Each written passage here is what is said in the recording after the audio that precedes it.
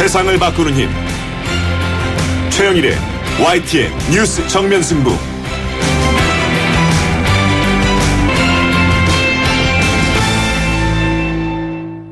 YTN 뉴스 FM 뉴스 정면 승부 3부 시작합니다. 속아들어도 웃을 일이다. 원래 이 말은 이 새누리당 친박계 이장우 최고위원이 했던 말인데요. 자, 박근혜 대통령 측이 헌재에 제출한 답변서에 대한 평가가 이렇습니다. 그동안 3차례 대국민 사과를 뒤집은 것은 물론 또 국민 상식과도 맞지 않는 반촛불 지침서 아니냐, 이런 비판도 나옵니다. 잠시 후에 이 박근혜 대통령의 탄핵 소추안을 직접 작성한 더불어민주당 금태섭 의원 연결해서 입장 들어보겠고요. 이 조류 인플루엔자 AI가 사상 최악의 피해를 낳고 있습니다. 정부는 대책을 내놨지만 이미 퍼질 대로 퍼진 상황이어서 얼마나 효과가 있을지 의문스럽다는 지적도 나옵니다. 전문가와 함께 이 문제도 짚어봅니다.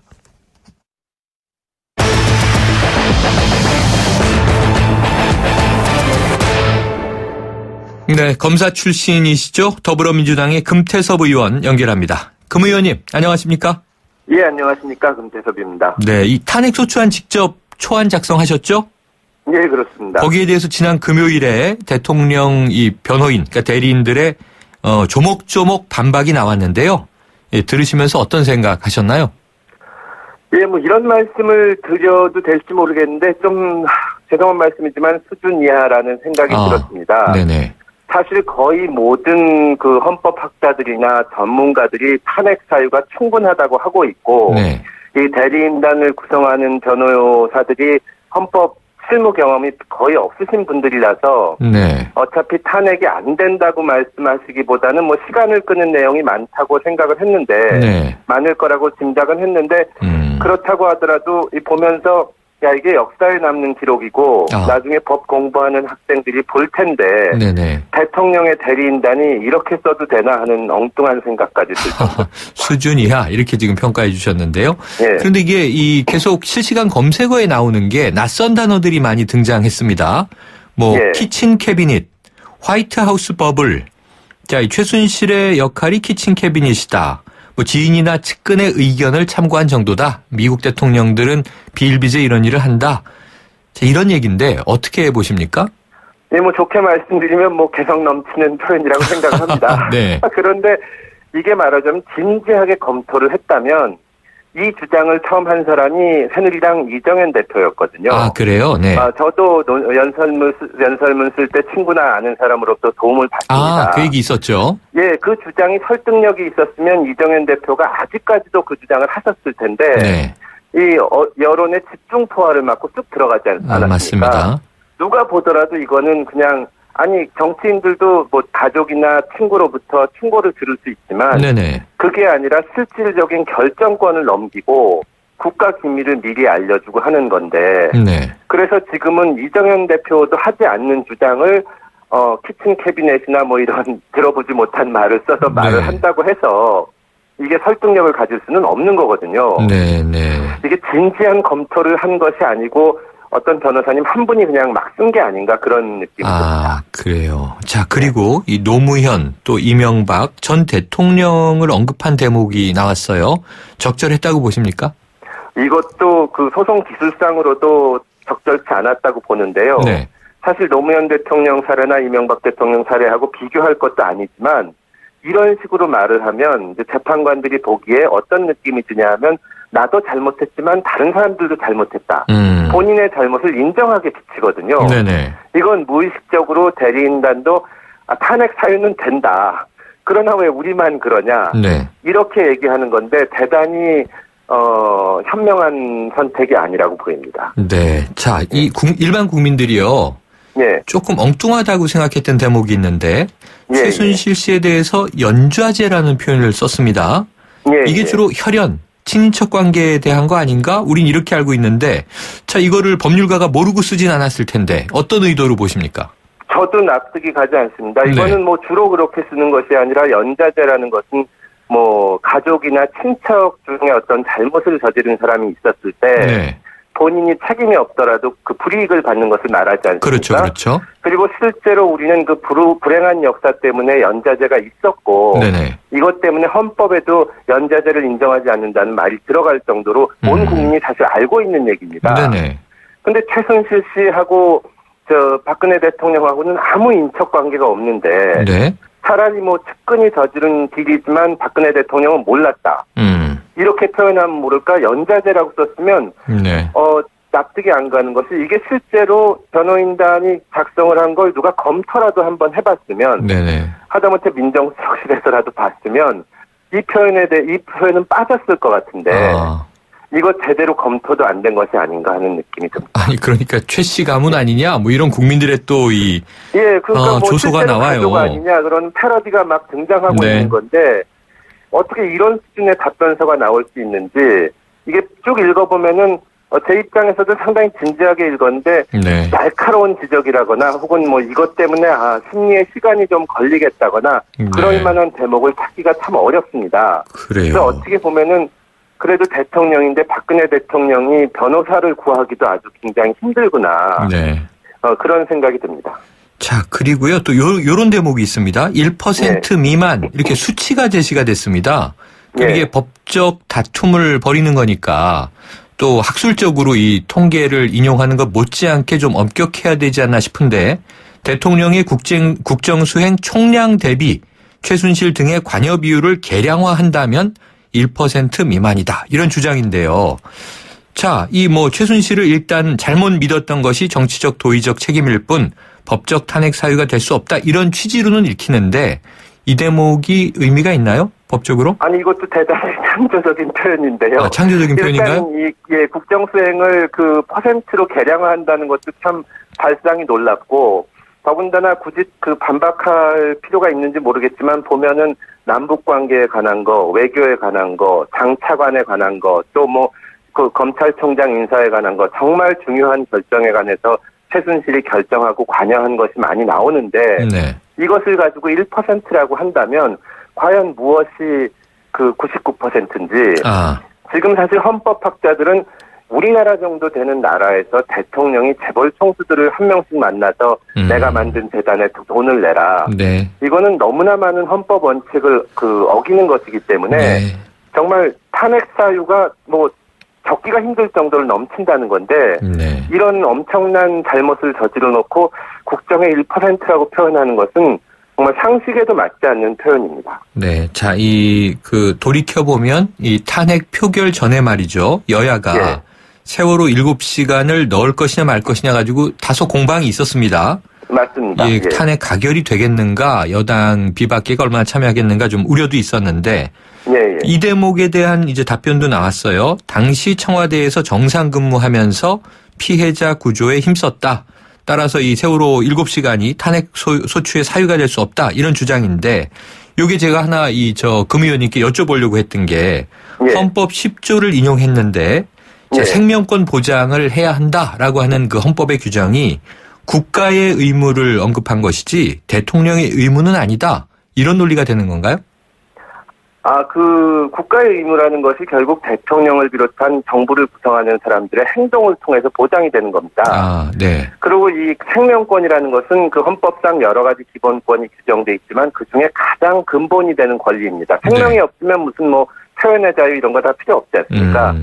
근데 이 세월호 부분이 그 공방이 벌어진 것은 이것 때문에 심리가 오래 걸리지 않나 하는 건데요. 네네. 저희가 그 새로운 사실을 넣거나 혹은 의혹을 밝혀달라고 한 것이 아니고 현재 청와대에서 밝힌 대통령이 그날 했다는 행적을 놓고 볼 때 대통령이 나름 노력했는데 잘 성공하지 못한 것이 아니라 아예 그냥 도외시했다. 국민 수백 명이 사망하고 생명이 경각에 달려 있는데 아무런 조치를 취하지 않았고 그것이 그날에 걸친 것뿐만이 아니라 사실 그날 보면은 그런 참사가 일어나고 있는데 안보실장이 대통령이 어디 있는지도 몰라서 두 군데로 팩스를 보내지 않습니까?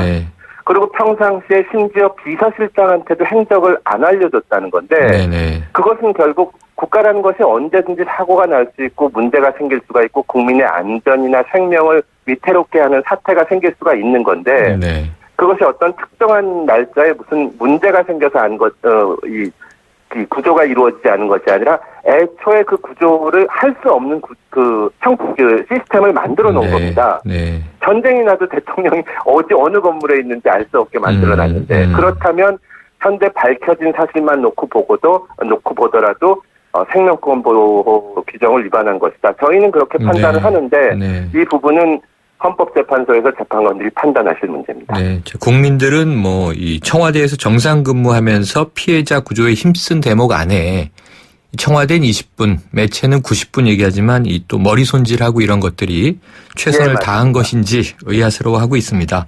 네. 자, 그런데요, 헌재가 2004년에 이 노무현 대통령 탄핵 사건 때 이 대통령의 정책 결정상 잘못 등 직책 수행의 성실성 여부는 그 자체로는 탄핵 소추의 사유가 될 수 없다. 이렇게 판시한 바는 있죠? 맞습니다. 그 구조작전을 하는데 예를 들어서 대통령이 선택한 방법이 잘못됐다거나 결과가 실패로 나왔다 하더라도 실패로 나왔으면 그거를 가지고 탄핵을 할 수는 없는 겁니다. 네. 근데 아예 연락이 안 닿고 그것이 어떤 그 순간에 통신이 두절됐다거나 한 것이 아니라 초부터 그런 상태에 뒀다면 이것은 단순히 직책을 성실히 수행하지 못한 정도를 넘어서 아예 직책을 이렇게 버려둔 거죠. 법적으로는 방기했다 그러는데요. 그런 것은 직무유기에 해당하는 것이고 그렇다면 탄핵 사유가 된다고 저희는 봅니다. 네, 의원님 끝으로요. 지금 이제 이 탄핵소추위원 그러니까 헌재를 재판정으로 했을 때 헌법재판관들 9분이 있는 거고. 그리고 지금 이제 대통령이 어찌 보면 피고 측 아닙니까? 변호인단이 있고. 그럼 지금 검사 역할을 이제 탄핵소추위원이 한다 이렇게 돼 있는데 새누리당의 권성동 의원이잖아요. 혹시 야당 입장에서 조금 좀 불안감이 있으십니까? 권 의원님하고 저희하고야 여러 가지 정치적인 견해가 다르고 평소에 공방도 있지만 또 그 기본적인 공적인 책임감이 있으시기 때문에 저희는 탄핵 법사위원장으로서 소추위원회 역할을 충실히 하실 것으로 믿고 희망합니다. 네, 알겠습니다. 오늘 말씀 여기까지 듣죠. 고맙습니다. 네, 감사합니다. 지금까지 더불어민주당의 금태섭 의원이었습니다.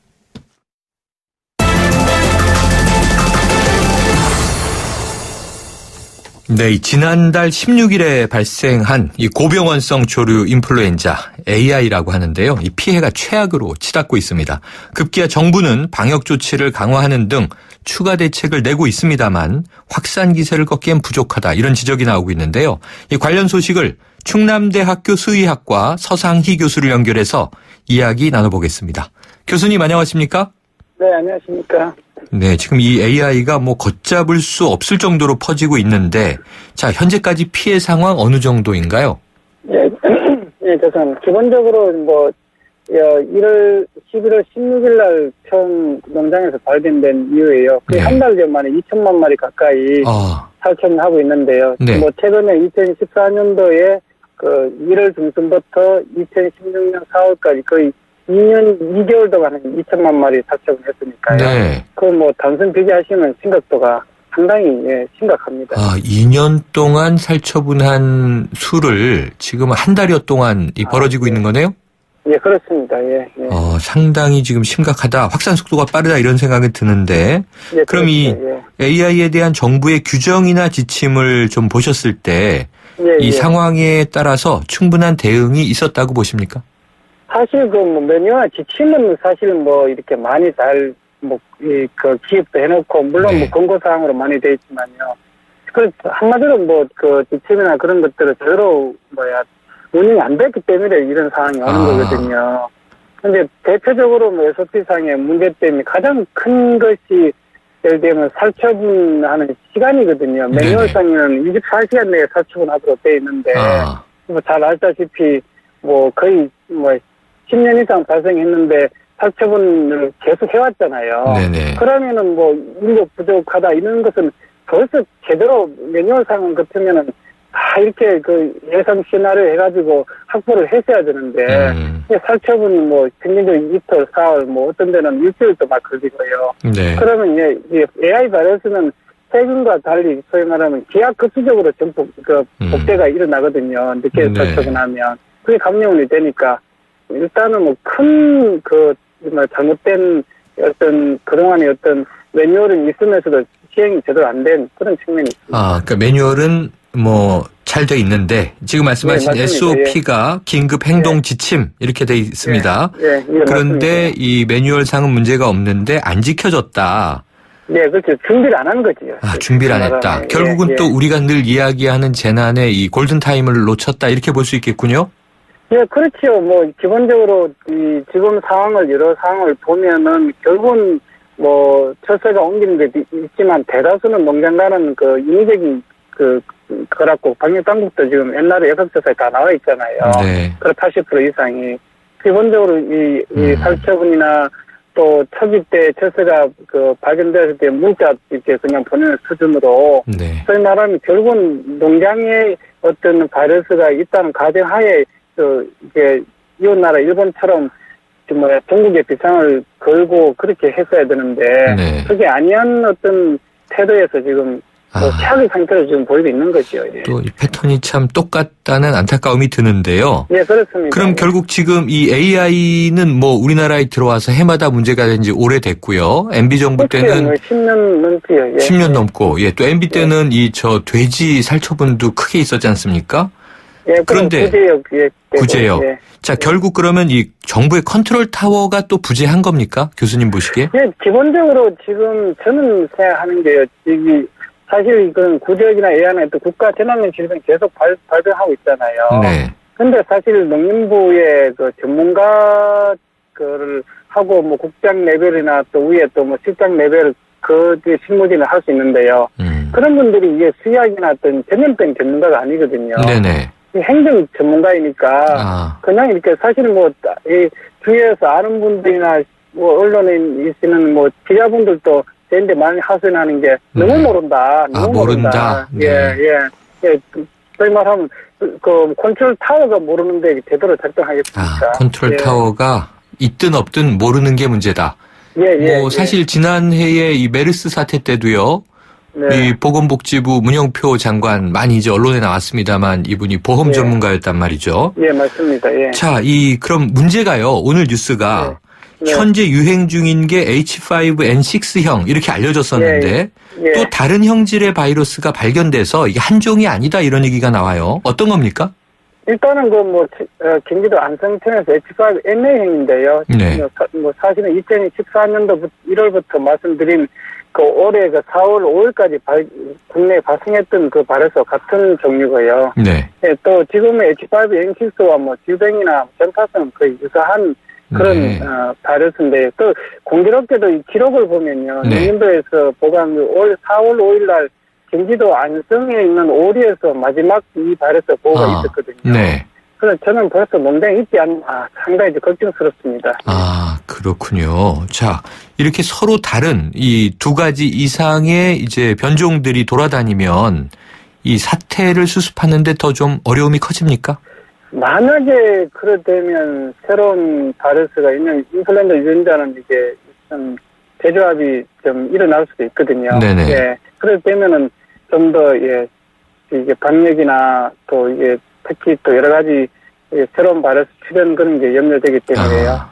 일단은 농장에 없는 걸 없기를 바라고요. 네. 또 그동안 역학적으로 보면 하나의 바이러스가 이렇게 유행을 하면 다른 바이러스들은 당연히 사라지는 측면도 있으니까요. 네. 그래서 일단은 염려는 되는데 아직은 이 농장이나 그런 데서 보호가 없으니까 일단은 다행으로 보고 있습니다.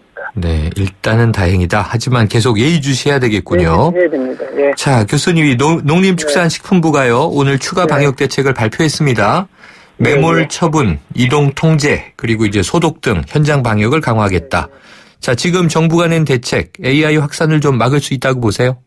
한마디로 말씀을 드리면 제가 2년에 이루어지는 게 한 달에 이루어졌다고 말씀드렸잖아요. 깜짝 놀랐습니다. 우리나라에 지금 바이러스가 오염이 상당하거든요. 그래서 지금 이 정도 오염되면은 사실 겨울때는 소독약도 잘 안 듣고요. 그렇게 이동한다고 한게 있습니다. 저는 지금 이 상태로 만약에 우리가 계속 가게 되면 5천만 만 이상 살처분을 하게 되고 제 생각에는 예, 특단의 조치가 없으면은 우리 농민들도 거의 포기하는 상태로 갈 수 있다. 네. 생각해 보십시오. 왜냐하면 이 정도 오염되면은 소독만으로 막을 수가 없거든요. AI 바이러스 경우는 네. 제가 늘 말씀드렸듯이 가뭄에 최적화된 바이러스라서요. 네. 바이러스가 한두 개만 이제 침투하더라도 감염을 일으키거든요. 일반적으로 우리 독감 바이러스는 최소한 뭐 10만에서 100만 개가 노출돼야 네. 감염이 되는데요. 네. 그러니까 지금 상당히 오염된 상태라서 걱정입니다. 농가가 거의 이제 포기할 상황 아니냐 하는 지금 아주. 앞으로 만약에 더 이렇게 네. 문제가 되면요. 예.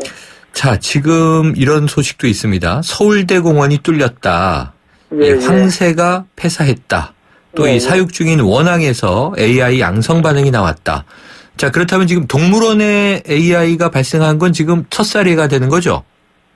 첫 살은 아니고요. 네네. 2014년 경우도 제가 있은 걸로 알고 있는데요. 네네. 어쨌든 지금 동물원까지 침투한다는 건요. 네. 그만큼 우리 한반도에 이 AI 바이러스가 상당히 오염되어 있다는 거거든요. 농장도 네네. 많이 피해가 있으니까.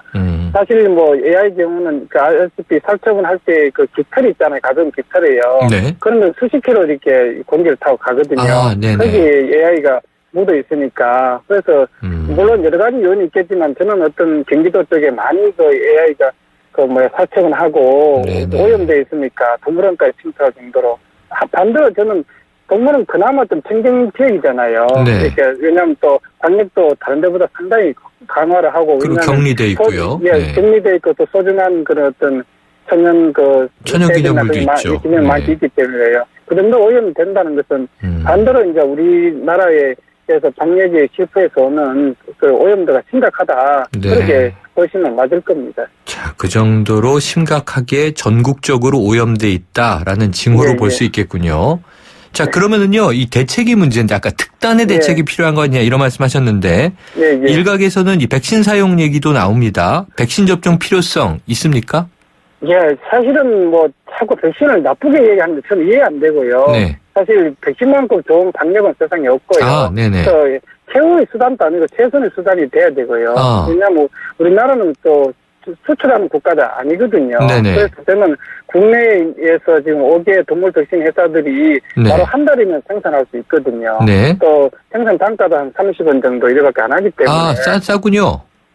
다 계란 수준의 그 고위공무원들이 이야기하는 겁니다. 그러면은 지금 교수님은 백신을 즉시 써야 한다 이렇게 보시는 건가요? 예, 저는 늦기 전에 써야 됩니다. 그런데 왜 안 쓰고 있는 겁니까? 그 살처분 정책, 근거 없는 살처분 정책을 10년 동안 하다 보니까요. 근거 없는 살처분 정책. 네. 결국은 이제 자기들이 정책이 바뀌면 이제 정책 실패하는 그런 조금 비난. 저는 그냥 소위 말하면 살처분 정책을 놓지 않게 하는 자존심에서 나오는 국민의 어떤 근거 없습니다. 왜냐하면 자존심에서 나오는. 배신한다고 변종받아서 생긴 것도 생길 수도 없거든요. 과학적으로도요. 그러면 네, 지금 행정적인 책임의 최고 수장은 아무래도 김재수 농림부 장관이 되는 거죠? 예, 그렇겠지. 제가 만약에 장관이고 결정권이 있으면 저는 백신합니다. 만약에 김재수 장관 자리에 교수님이 계시다면 백신을 쓸 것이다. 저는 무조건 갑니다. 이거 좀 지금은 장관은 농민들 거의 포기하는 상태로 갈 겁니다. 5천만 마리까지 살처분할 수 있다. 이렇게 얘기를 하셨습니다. 알겠습니다. 오늘 말씀 잘 들었습니다. 네, 고맙습니다. 지금까지 충남대학교 수의학과의 서상회 교수였습니다.